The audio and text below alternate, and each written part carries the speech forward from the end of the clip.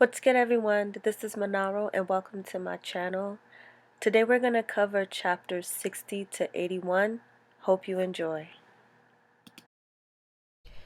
Tyrion puzzles out how his nephew must have found Littlefinger's Valyrian dagger amongst Robert's possessions, assuming that the king had probably forgotten he even owned it.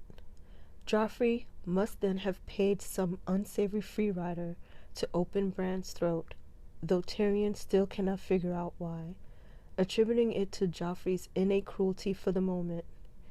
Tyrion is slightly drunk while Joffrey and Margaery are wed in the Great Sept of Baelor, and continues to drink until night falls, and it is time for the great wedding feast. As they enter the ballroom, Olenna, the Queen of Thorns, comes over to tell Sansa how beautiful she looks, and the old lady straightens out the hairnet that Dantas gave her. Many at the wedding offer their condolences to Sansa on the loss of her mother and brother, watching his wife's courteous and friendly nature to the other guests. Tyrion muses how she would have made Joffrey a great queen and wife if he'd had the sense to love her, something Tyrion believes his nephew incapable of. During the feast, Joffrey calls for the royal jousters, and the party is entertained as two dwarfs battle each other. Joffrey then mocks his uncle, commanding Tyrion to fight the dwarves as the king's champion. Tyrion rebuffs him, but the king dumps a huge goblet of wine over Tyrion's head. Joffrey commands Tyrion to serve him wine, and the hall erupts in laughter. Tyrion refills the goblet, and then the pigeon pie is brought out, and Joffrey calls for Sir Ilyn's sword. Sansa is horrified to learn that the king's justice no longer holds her father's great sword, Ice. Joffrey calls for more wine, Margaery at his side, and then begins to eat some of Tyrion's pie. He commands Tyrion to serve him more wine, which Tyrion does. The king then begins to cough, unable to breathe as he claws at his throat. Lady Olenna and Margaery call out for help, but the king's guard are powerless to do anything. As Grand Maester Pycelle calls for his potions, Tyrion dumps the rest of the wine out on the floor, and Joffrey, now turning black, seems to either reach out for or point at his uncle. Sansa has slipped off during the confusion, but when Cersei finally lets go of her son's lifeless body, she commands the Kingsguard to arrest Tyrion for murdering the king. Sansa has fled to the Godswood, and when she removes her hairnet, she notices that one of the black amethysts is missing. Dantas told her she must wear it for the wedding feast, but now she remembers that the amethysts are from Ashai, and that Dantos called the hairnet magic. Dantos then appears in the Godswood, and Sansa accuses him of murdering the king by using one of the amethysts. Dantos denies it, telling her Tyrion had already been arrested for poisoning the king. She dresses under a heavy cloak, and Dantos leads her to a secret stairway down to the river. They are rowed out to a ship, and Sansa is shocked to find Littlefinger on board. When Dantos calls for his reward of 10,000 gold dragons, Littlefinger commands Lothar Brune to kill the drunk. Littlefinger explains to her that the fool sold her for a promise of gold, and once he drank that up, he would sell her whereabouts to the queen for more gold. He reveals that it was he who wrote the note not so long ago, asking her to go to the Godswood. Littlefinger also planned for the dwarf jousters at the wedding, and Sansa asks him why should he wish Joffrey dead.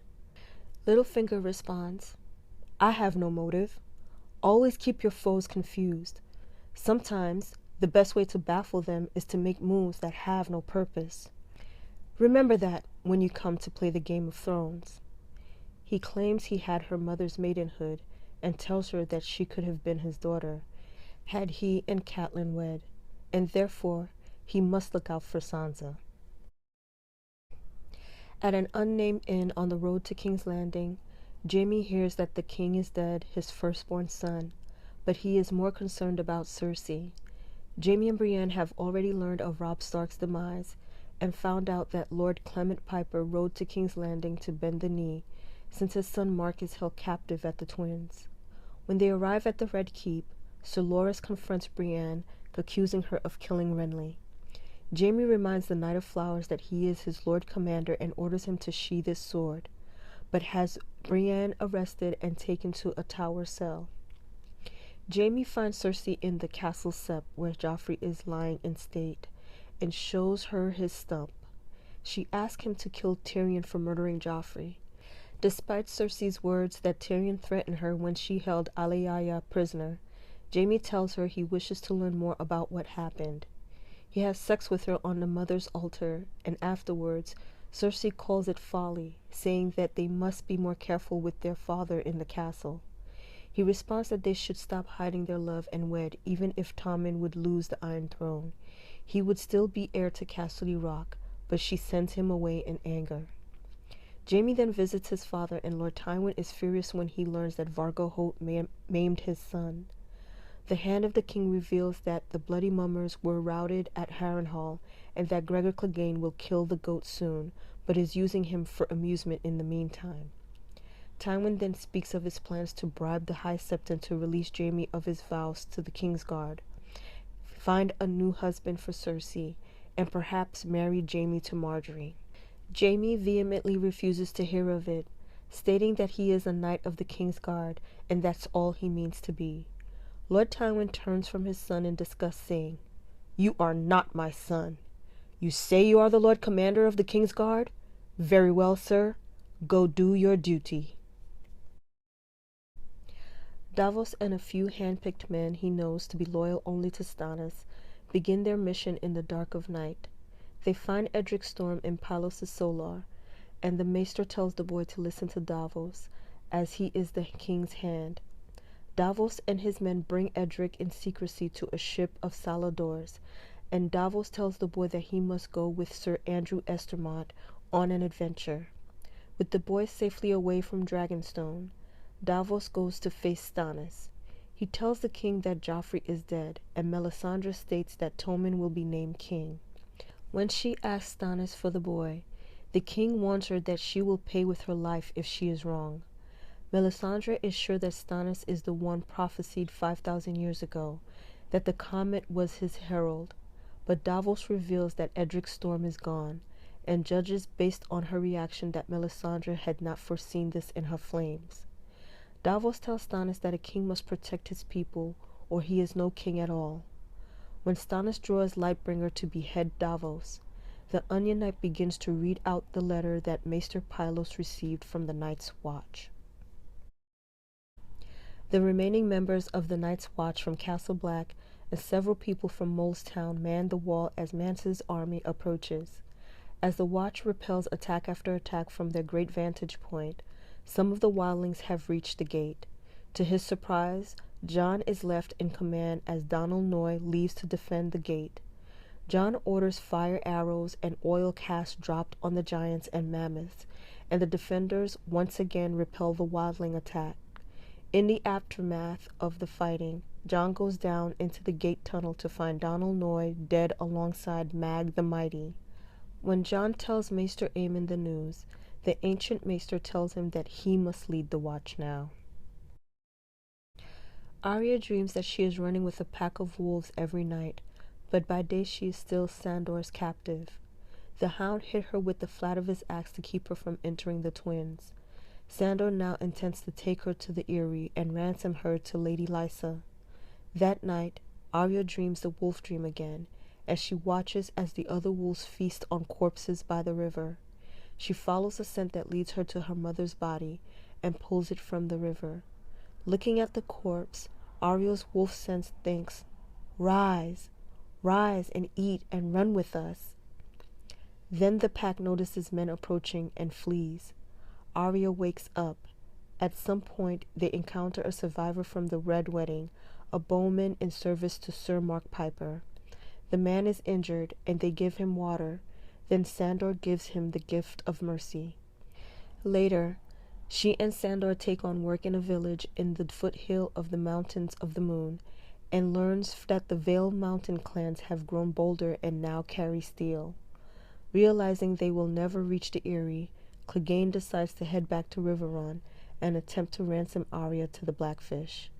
Arya tells the Hound that he lost his belly for fighting since he ran from the Battle of the Blackwater, but he just laughs at her. Tyrion Lannister is imprisoned in a tower cell of the Red Keep. His uncle Kevin tells him that Tywin, Mace Tyrell, and Oberyn Martell will stand in judgment of him. When Tyrion claims he may demand trial by combat, his uncle replies that Cersei will name Gregor Clegane as her champion. Tyrion sends for Bronn, but finds the former sellsword to be a changed man, soon to marry lawless Stokeworth, and now being paid well by the Queen. The mercenary leaves Tyrion to fend for himself, unwilling to stand for the dwarf against the Mountain. At the trial, Tyrion declares his innocence and claims that Sansa was not responsible either. The witnesses that Cersei has brought forth are numerous, and since Tyrion has no witnesses of his own, their word is without refute. Pycelle notes that Tyrion stole poisons from his solar, and Taena Merryweather claims to have seen Tyrion drop something into the king's wine. That night, Kevin tells Tyrion that his only hope is to admit his guilt and he will be permitted to take the black, though Tyrion, remembering what happened to the last man to be made such an offer, is dismissive. They talk about Tyrion's father. Kevin is fiercely loyal to his brother, for it was Tywin who made the Lannisters' enemies pay for their abuse of their father Tytos Lannister, who was a peaceful but weak man. The next morning, Varys nearly seals Tyrion's fate with damaging evidence against the dwarf.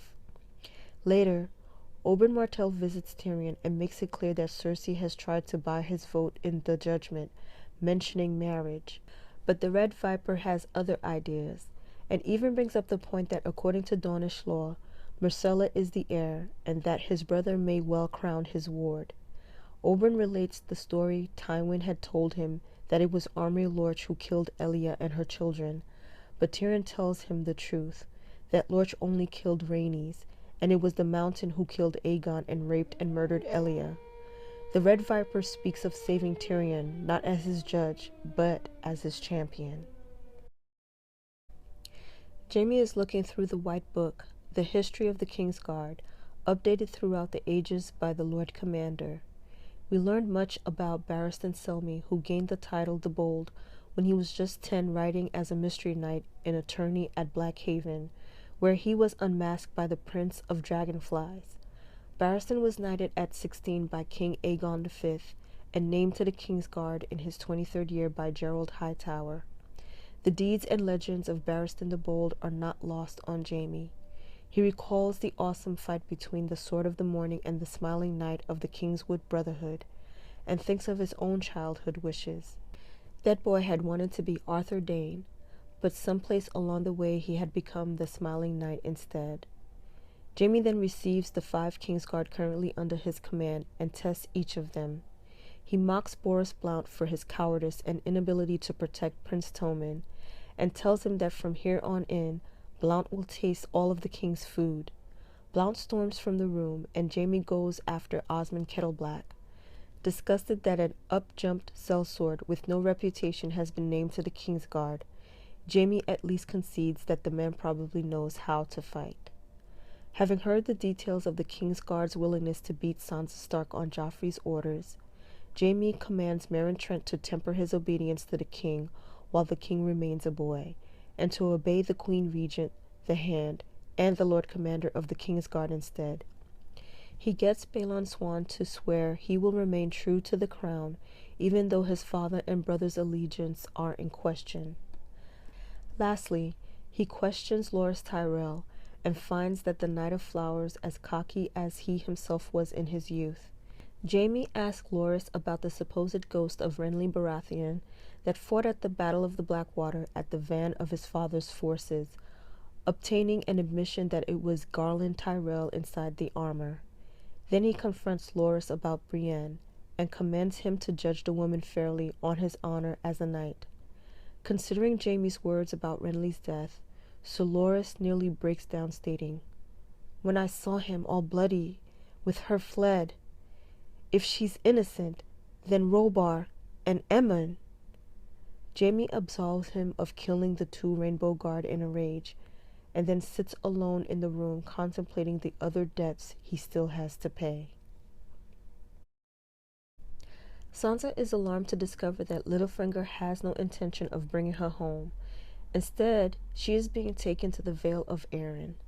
They land at the tiny tower of House Baelish that Peter is lord of, and he stresses that Sansa must use a new name, calling her Elaine Stone so that no one will know who she really is. She learns that Oswell is actually the Kettle Black's father, and Littlefinger leads her to discern that it was the Queen of Thorns who poisoned Joffrey when she took one of the amethysts from Sansa's hairnet. All the plans were arranged by Littlefinger, who met Lady Olenna when he brokered the alliance that joined Highgarden and House Lannister. Soon after, Lysa Arryn arrives with a small retinue, and she insists that Peter wed her now at her tower instead of at the Eyrie. Lysa wants to make another child with Peter after her father aborted the first child years ago. A drunken Meereen tries to seduce Sansa that night, but Lothar Brune forces him away. The next morning, Peter tells Elaine that Lysa now knows the girl's identity.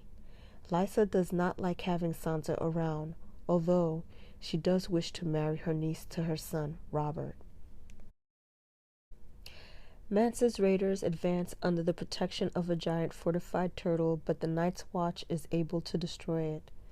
Afterwards, Jon tries to get some sleep, but is pulled out of bed by some men from Eastwatch by the Sea. They bring him before Alliser Thorne and his new friend Jon of Slint. The two accuse Jon of being a turncloak and oathbreaker, and they even use the captured Rattleshirt to support their accusations.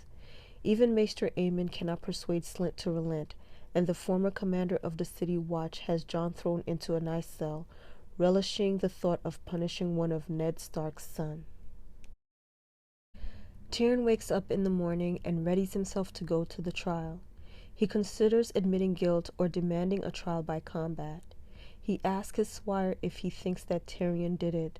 Podrick hesitates and sputters. Cersei's last witness turns out to be Shae. She accuses Tyrion and Sansa of the murder. She tells the assembled court that she was an innocent girl before Tyrion abused her and turned her into his whore. When Shae lies how Tyrion made her call him Giant of Lannister, the public starts to laugh. Furiously, Tyrion tells them to take Shae away and let him confess. Instead, he demands a trial by battle. As Cersei's champion is the formidable Sir Gregor Clegane, she insists that the judges grant Tyrion's request. Mace Tyrell, one of the judges, asks Tyrion who his champion is. To the consternation of the court, it is Oberyn Martell, another judge. Tywin is angry but grants Tyrion's request and sets the date for the battle on the next morrow. The next morning, Tyrion is given leave to visit his champion. Oberyn plans to fight with a spear and use only light armor. He specifically warns Tyrion not to touch the weapon. He is full of confidence, but Tyrion is not sure of his choice of weapon. Oberyn invites Tyrion to go to Dorne after the trial and talks about crowning Myrcella. Then he changes the subject to the time he visited Lannisport with his mother and sister. His mother and Tyrion's mother were friends and were planning on marrying Jaime to Elia and or Cersei to Oberyn. When they arrived at Castle Rock, Joanna had died and Tywin refused both suggestions and said that Cersei was intended for Prince Rhaegar Targaryen. Later, Elia married Prince Rhaegar. Oberyn thinks that is why Tywin had Elia killed. Oberyn proclaims that today he will have justice for Elia and her children. The combat is held in the outer ward. As soon as the fight begins, Oberyn starts to accuse Gregor of Elia's rape and murder. By using a spear as his weapon, Oberyn has the advantage of being able to reach his enemy, and because he is only lightly armored, he is fast enough to remain out of Gregor's reach. Oberyn manages to wound his enemy severely, disarming him and knocking him onto the ground. Before Oberyn can finish his opponent, Gregor grabs Oberyn by the leg and drags him down. With his bare hands, Gregor smashes Oberyn's teeth and crushes his head and kills him, all while admitting to the murder and rape of Elia and the murder of her children. Tyrion realizes that he is condemned when the gold cloaks take him to the black cells. Daenerys sits in the Great Pyramid of Meereen, her troops having conquered the city after the men she sent into the sewers opened the gates. She meets an envoy from Astapor who represent King Cleon the Great, a former butcher who now rules Astapor, supposedly in Dany's name. But the envoy suggests that King Cleon wishes to marry Dany, and that the men she left to rule Astapor have all been deposed. Cleon has amassed new slaves and is beginning to train them as Unsullied, and Daenerys is dismayed that all she has done to free Astapor of slavery is coming undone. Finally, she sends for Ser Jorah and Ser Barristan, wishing the two had died in the sewers, but the two knights are greater warriors than even that suicide quest. Barristan speaks of things Daenerys was never aware of, that her father was mad, and that Viserys, even as a young boy, seemed to be more like his father than his brother Rhaegar, the old knight tells her. The Targaryens have always danced too close to madness. King Jaehaerys once told me that madness and greatness are two sides of the same coin. Every time a Targaryen is born, the gods toss a coin in the air, and the world holds its breath to see how it will land. She absolves Ser Barristan, and he swears his sword to her cause. But Ser Jorah does not beg forgiveness, and remains defensive, insisting that he has done nothing wrong. Daenerys then exiles the knight who was once her closest friend and protector, threatening to kill him if she ever sees him again. Later, Daario warns her that she should not have banished Jorah, and that she may come to regret not keeping him near, or having him killed outright. When her advisors urge her to move on, Daenerys decides that she must learn to rule if she ever wishes to sit the throne of Westeros, and she declares that she will stay in Meereen and rule as queen. Jaime is seated with the small council as King Tommen signs all the papers brought before him by Sir Kevan. The Lannisters are granting Riverrun to Sir Aemon Frey and Kevan's sister Jenna once the Blackfish has surrendered. They legitimize Ramsay Snow and name Roose Bolton Warden of the North. Sir Rolf Spicer is granted Castamere and raised to Lord, and Lord Gawain Westerling, his wife and daughter Jane, are all granted a royal pardon, along with Lord Janos Bracken, Lord Vance, Lord Goodbrook, and Lord Mouton for entering King Tommen's service. Jaime had recently lost during a spar with Sir Adam Marbrand, and is disgusted that he cannot fight left-handed, especially after receiving a new Valyrian sword from his father. Outside, Jaime watches still Shank Walton and his men prepare to leave King's Landing, and sees a girl who claims to be Arya Stark. Jaime is pretty sure she is not the real Arya, yet she is to be presented to Roose Bolton and Ramsay Bolton at the Dreadfort. Sir Gregor's scream from Pycelle's Solar can be heard throughout the Red Keep, for Lord Tywin has demanded that the Grand Maester heal him so that the King's Justice can execute him, rather than dying from a poisoned spear, in the hopes of placating Dorne and House Martell, who are likely to be outraged by Prince Oberyn's death. Jaime recalls his father's mentioning that Stannis and his fleet have left Dragonstone, leaving only a token force to guard the island. Unlike Pycelle, Tywin believes Stannis has not conceded defeat. He has only left Dragonstone because he intends to continue fighting elsewhere. He will likely fail if he goes to Storm's End and tries to rally the Stormlands, but if Stannis wins Dorne to his cause, he can prolong the war for months or even years, so Tywin will not give Dorne any reason to side with Stannis. Later, Cersei visits him in the White Sword Tower and reveals that their father plans to send her back to Castle Rock so that he will have a free hand in raising Tommen, in addition to marrying Tommen to Margaery Tyrell, but Jaime refuses to talk to their father to convince him otherwise. The conversation turns to the subject of Bran Stark. Cersei berates him again for throwing the boy from the tower, but when Jaime questions her about the assassin Catelyn Stark accused them of sending after the boy, Cersei denies it. When Cersei mentions that Robert himself at Winterfell said it would be kinder to put the boy out of his misery while alone with her and their children, Jaime figures out that it was Joffrey, desperate for a pat on the head from that sot, who sent the assassin to kill Bran. even though Cersei does not believe him when he tells her his suspicions, just as Jaime does not believe her when Cersei insists again that Tyrion is responsible for Joffrey's death. When she begins to unlace Jaime's breeches, he sends her off in anger. Jaime then has Brienne and Sir Loras brought before him, and the Knight of Flowers reveals that after speaking with the woman, he now believes that she may be innocent. Sir Loras is dismissed, and Jaime reveals his belief that Tyrion is innocent and that the girl sent north with steel shanks was not the real Arya Stark. His father had found some northern girl of a similar age and appearance, and with her immediate family dead or missing, there is no one to say otherwise. Sir Jaime then commands Brienne to find and protect Lady Catelyn's daughters, as they both pledged to do, and gives her the Valyrian sword he had so recently received from his father, explaining that it was forged from the metal taken from Eddard Stark's great sword Ice, melted down after his execution, saying, "A sword so fine must bear a name. It would please me if you would call this one Oathkeeper. You'll be defending Ned Stark's daughter with Ned Stark's own steel. Sansa Stark is my last chance for honor." Jon is taken out of his eye cell and brought once again before Janos Slynt, and told that only Maester Aemon is preventing Janos from hanging Jon.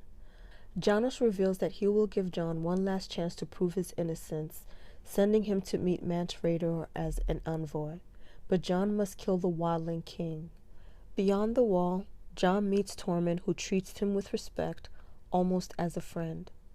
Jon is brought before Mance, and the king reveals that he is aware that the Night's Watch is nearly out of provisions and cannot hold out much longer. Rayder then brings him to see the Horn of Winter, which Mance claims they found back in the Frostfangs, but only he and his trusted lieutenants knew about it. However, Mance does not wish to use the horn, for if the song can be believed, it will cause the wall to collapse. The wildlings have come south not to conquer, but to escape the others. Without the wall, Mance's people would find no safe haven even in the south, and that is something he does not wish to happen. Mance offers Jon the Horn of Winter if the Night's Watch will let his people pass the wall and settle in the lands to the south, although he will not abide the laws or taxes of the Seven Kingdoms. If the Watch refuses, Tormund Giantsbane will sound the Horn of Joramun in 3 days' time. However, the parley is interrupted as the wildlings have come under attack from the east by rangers from Eastwatch. Mance believes that it must be Cotter Pike, but a scout and Varamir, who is skin-changed inside Orell's eagle, tells Mance there are more ironclad attackers coming from the north and east. When Orell's eagle bursts into flames, Varamir runs screaming from the fray. Harma Dog's Head raiders charge through the rangers, but they are overwhelmed by knights on heavy horses. Amongst their banners, Jon sees a seahorse, a field of birds, and a ring of flowers. Mance is surrounded and captured, and Harma's head is waved on a pole. After hearing the knights shout, "Stannis!" Jon enters Mance's tent where Dalla is giving birth, with the assistance of Val. Sandor and Arya come to the inn at the crossroads. To her dismay, she recognizes Polliver and the Tickler and a squire. The squire tries to bait Sandor with insults about fleeing King's Landing, and the room is very tense. The Hound demands wine, which the innkeeper brings, and Sandor gulps down. Sandor warns the innkeeper that Polliver and the Tickler will kill him instead of paying for their drinks, and the innkeeper and the other people in the room leave. The Tickler tells Sandor what has happened in the realm, including Tyrion's marriage, Joffrey's death, and Tyrion's imprisonment. He claims that Sansa's sister has been found and is to marry Ramsay Bolton. Harrenhal has been taken by Gregor Clegane.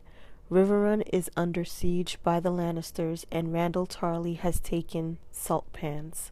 He says only the Blackwoods are still holding out, and the Brackens are fighting them around Raventree Hall. The Tickler says Gregor would prefer that Sandor came back with them to Harrenhal, but when Sandor refuses, the Tickler throws a knife at him. Sandor, the Tickler, and Polliver all draw swords and begin to fight. The squire tries to join in, but Arya throws a cup at him and knocks him down. Sandor is not fighting his best, and Arya realizes he drank his wine too fast and is drunk. During the fight, Arya stabs the squire in the belly and then sneaks up behind the Tickler and stabs him over and over again in a rage until Sandor stops her. The squire is still alive but was mortally wounded and asks for mercy. Sandor tells Arya to give him mercy and asks if she remembers where the heart is. She does. She recovers Needle, which was carried by Polliver, and kills the squire. Sandor, seriously wounded, says Gregor must hold the ford and that they will make for salt pans and find a ship to the Vale. They leave the inn to travel on, but the Hound is so wounded that he needs tending and they stop. The next day, he is so weak that he falls out of his saddle. While he lies in a fevered sleep, Arya thinks about killing him. When he wakes to see that she is contemplating and urges her to do it, to give him mercy, Arya leaves him and rides on to the salt pans. She tries to find a boat that goes to the north, but only finds a trading ship, the Titan's Daughter, with Braavos as its destination. She doesn't have enough money to get on board, but then shows the captain the coin she got from Jaqen and Hagar and says, Valar Morghulis, which causes him to give her both a cabin and passage. At Castle Black, Gilly is nursing both her own son as well as Mance Raiders, as Dalla died giving birth. Sam and Gilly have recently returned to Castle Black, meeting up with Sir Dennis Mallister and the men from the Shadow Tower. They also joined with Tywin, Ed, and Giant, survivors from the Bridge of Skulls, where Bowen Marsh held back the Weeper's advance. Sam is happy to be reunited with Jon, although he is wary of King Stannis' army being present at Castle Black. It was the king who defeated the wildlings, scattering their remnants back into the haunted forest. Val wants to bring her sister's baby to Mance, but Jon tells her that only Maester Aemon is permitted to see the imprisoned wildling king. Alone, Sam asks Jon, could there be honor in a lie if it were told for a good purpose? Sam is considering sending Gilly and her son to Horn Hill, with a letter claiming that he fathered the boy. Jon reveals that Slynt still considers him a traitor because he did not kill Mance as he was sent to do. Sam remembers swearing to Bran and Jojen Reed not to reveal to anyone, even Jon, that Bran is still alive. Colehand's last word to Sam were, "Let the world believe the boy is dead. We want no seekers coming after us. Swear it. Samwell of the Night's Watch. Swear it for the life you owe me." And Sam has kept his vows to all three. Later, Sam considers the last vote for a new Lord Commander, with Sir Dennis Mallister still leading, but no one near the majority. At dinner, Bowen Marsh withdraws his name from the voting and backs Janos Slynt. When the votes are tallied that night, both Sir Dennis and Cotter Pike have lost votes, and Slynt has gained on both of them. Sitting with Gren, Pip, and Dolorous Ed, Pip suggests that if Sam were to persuade either Sir Dennis or Cotter Pike to set aside their quarrels and back to the other, then a new Lord Commander could be decided, preferably one who would be beneficial to the Watch as long as it was not Janos Slynt. Jon is training with Satin in the yard when Melisandre arrives to take him before Stannis. The king does not believe Jon is a traitor, for he knew Janos Slynt as well as Ned Stark. Stannis knew Ned to be a man of honor and trusts Jon, saying it was Jon who found the dragonglass dagger that Samwell Tarly used to kill the other, and Jon who brought them in the Horn of Winter and captured Mance's son. At every step of Stannis' speech, Jon clarified whom he credits with doing the actual deeds. Stannis asks Jon if there is honor in Mance Rayder, and the young man claims there is. The king speaks of the war that Melisandre has seen in her flames, and he confides that Jon may have a part in the upcoming battle. Stannis offers to legitimize Jon and name him Lord of Winterfell, a goal he considers especially important due to all the strife occurring in the north. Stannis intends to let the wildlings through the wall and settle them in the gift, should they pledge fealty and accept the Lord of Light as their god. He also presumes to marry his loyal Lord of Winterfell to Val to solidify his peace with the wildlings. However, Jon would have to adopt Stannis' faith and burn the godswood of Winterfell. Jon asks for time to consider the offer, and Stannis agrees. Tyrion, locked in the black cells beneath the Red Keep, is rescued by Jaime. His brother tells him that he is to be beheaded on the morrow, and informs him that he coerced Varys into helping him charter a ship to take Tyrion from King's Landing. When Jaime tells him that the rescue was a debt he owed him, Tyrion presses his brother and learns that Tisha was not a whore, but a crofter's daughter just as she appeared. Lord Tywin had forced Jaime all those years ago to lie about Tisha so as to teach Tyrion a lesson. Tyrion is infuriated that his brother never told him the truth and punches Jaime in the face. Tyrion warns him that he will exact revenge against him, their father, and Cersei, as a Lannister always pays his debt. Jaime then asks if Tyrion poisoned Joffrey, and lying in his anger, Tyrion admits to doing so. He also tells Jaime that Cersei is sleeping with Lancel and Sir Osmond and perhaps others, and that Joffrey would have been a monster worse than Ares if he remained king. Tyrion stalks off without a further word and confronts Varys for his betrayal. The eunuch concedes that he cannot find a trace of Sansa, then leads him deeper down to the 4th level where Maegor had built torture chambers. When they come to a circular tower chamber with a ladder leading up, Tyrion realizes it leads up to the Tower of the Hand. Commanding Varys to wait for him, Tyrion ascends the wickedly high ladder. It leads to a secret passage behind the rooms in the tower, perfect for Varys' little birds to overhear everything going on in the Hand's quarters. He opens the secret door to his old chamber and finds Shay naked in his father's bed, with the Hand's chain of office around her neck. The whore pleads that the queen made her say all those things against him in court, but Tyrion strangles her with the chain he once wore. Grabbing a crossbow off the wall, he finds his father in the privy. Tywin commands him to put down the crossbow, promising that he had no intention of carrying out the sentence and would allow Tyrion to take the black. Disbelieving his father, Tyrion questions him as to what became of Tisha. Lord Tywin reveals he did not have her killed and doesn't know exactly what became of her.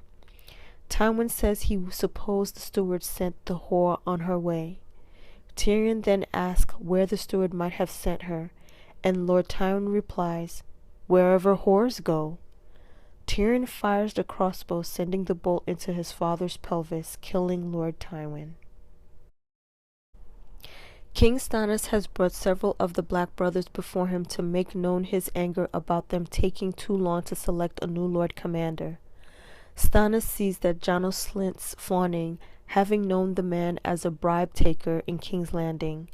The king makes it clear that after they finally vote in a new Lord Commander, he plans to take all the castles along the wall, except for the 3 currently occupied by the Watch, to garrison his forces. He also plans to either take or be granted the gift, stating that he intends to help the Watch guard the wall. He commands the builders to deliver reports on the conditions of the abandoned castles, and informs the men gathered that night fires will be lit before the gates of all the castles. When Melisandre mentions the impending war, Maester Aemon is aware that she speaks of the prophesied war for the dawn. After the others have left, Aemon asks to see the fabled sword Lightbringer through Sam's eyes. Sam describes the sword as glowing, yet there are no flames. Stannis questions Sam about Dragonglass, making it known that there are great deposits of obsidian beneath Dragonstone, and that he intends to have it mined and brought to the wall. The king asks Sam to show him the Black Gate, as he intends to make the Night Fort his seat, and Sam agrees, although he is not sure if the gate will open for a man not of the black. When they leave, Maester Aemon asks Sam if he felt any heat emanating from the sword, and he realizes that he did not. Aemon speaks of the choosing, subtly implying that Sam could do something to help speed the process. Determined to put aside the bickering between the two leading candidates, Sam speaks with both Cotter Pike and Sir Dennis Mallister individually. Both are aware they will not be elected and agree that Slint would be a bad choice. So Sam asks them if they would step aside if the right candidate were to be named. Playing one off the other, using their dislike for each other, Sam sets it up so that each man will lend his support to Jon that night. Jon practices sword in the yard with Iron Emmett, another brother of the Night's Watch. Emmett hits Jon hard, and Jon is knocked into thoughts of Winterfell and his boyhood rivalry with Robb. Part of him always wanted to become Lord of Winterfell, and resented that it was impossible for him. These feelings come up so strong that he beats Emmett mercilessly and has to be pulled off him. Jon goes to the bathhouse and overhears Sir Alliser and Bowen Marsh mentioning that Lord Tywin sent a letter backing Janos Slint rise to Lord Commander. They show it to Othel Yarwick, seeking to have the First Builder withdraw and back Slint. Jon is disturbed by the prospect of Slint becoming Lord Commander and goes off through the gate beyond the wall. He is torn between his duties to the Watch and the chance Stannis has given him to become Jon Stark, Lord of Winterfell. As he is considering that he has always wanted this, his thoughts change to a hunger for food. No food but prey, deer or elk. He looks up, Ghost comes padding over. He is overjoyed to see his old friend. Jon looks at the direwolf's red eyes, recalling what Melisandre said about there being no old gods, only the Lord of Light and the other. Jon realizes that while Ghost's eyes are red, they are not like Melisandre's. He has a werewood's eyes and belongs to the old gods. His mind made up, he attends the voting council for the first time. He is greeted with shouts of disapproval from Slint and Thorne, learning that his name has been put forth as Lord Commander. Seeking to end the voting, Sir Alliser mentions that Othel Yarwick has something to say, but the First Builder abandons their plotting and withdraws in favor of Jon. When Sam and Clytus go to fetch the voting kettle, a large raven flies out and lands on Jon's shoulder, cawing, "Snow! Snow!" The Black brothers are amazed when they realize the bird is Mormont's raven.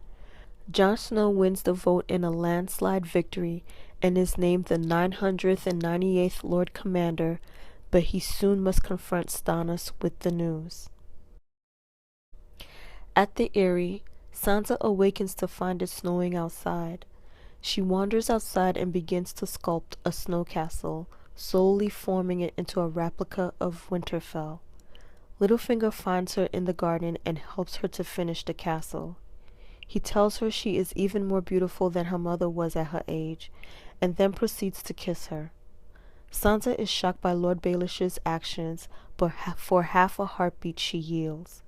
She tries to make him stop, and then young Robert approaches, interrupting them. Robert begins to destroy the snow castle with his ragged doll. Sansa reacts by grabbing the doll, which causes it to tear in half. This in turn causes her cousins to begin shaking violently. Maester Coleman is called to bring the boy for a leeching in an attempt to cure the fit. Sansa is brought before her aunt, but Lysa is not concerned about her son's seizure, but rather Sansa kissing Peter. Lysa accuses her of trying to seduce her husband, just like her mother had tried to steal Peter from her. Lady Arryn then relates the story of how one night they had all gotten drunk. Catelyn spurned Littlefinger, and Lysa had gone to his bed afterward to comfort him, even though he called her cat.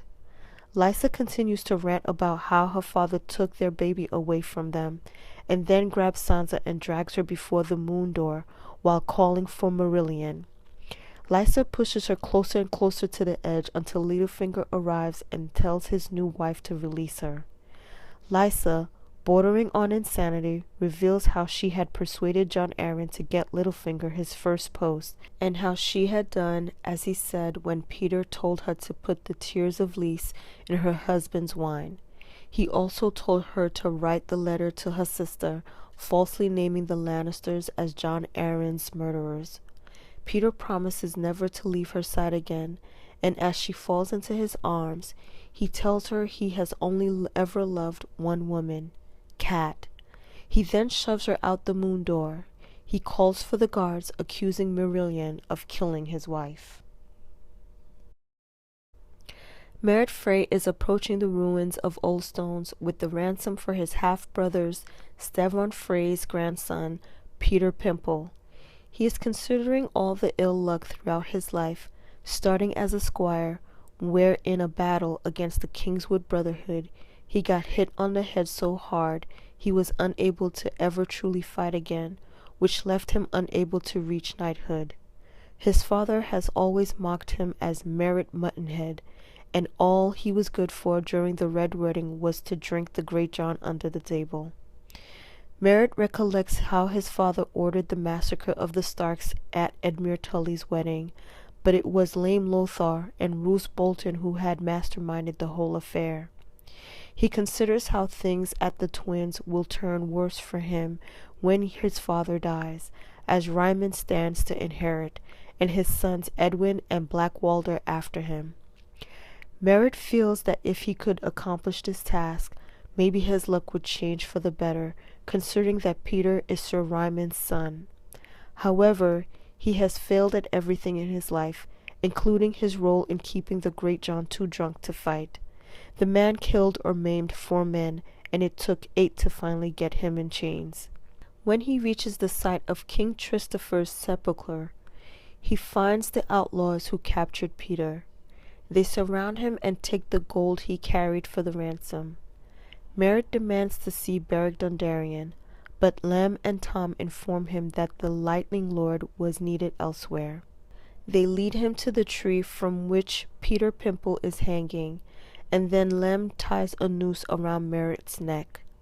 Sick with fear after they have lied about the ransom, and now meaning to hang him, Merritt pleads that he had nothing to do with the Red Wedding, and that they have no witness. However, Tom Sevenstring steps aside to reveal a woman with gray skin and a hideous scar across her neck, a woman Merritt knows to be dead, having seen his brother slit her throat and dump her naked body in the river. Her eyes are terrible to behold. They see him, and they hate him. Lem tells him that she can't speak, but she nods when Lem asks if Merritt was involved. Merritt opens his mouth to plead, but the noose chokes off his words. Well, that's it, everyone. We've just completed A Storm of Swords. Next week, we'll be starting A Feast for Crows. I also want to take the time to say thank you to all of you who've been supporting me through this reread. I really do appreciate it, and I hope you'll continue to join me on this journey. Thanks again. Bye.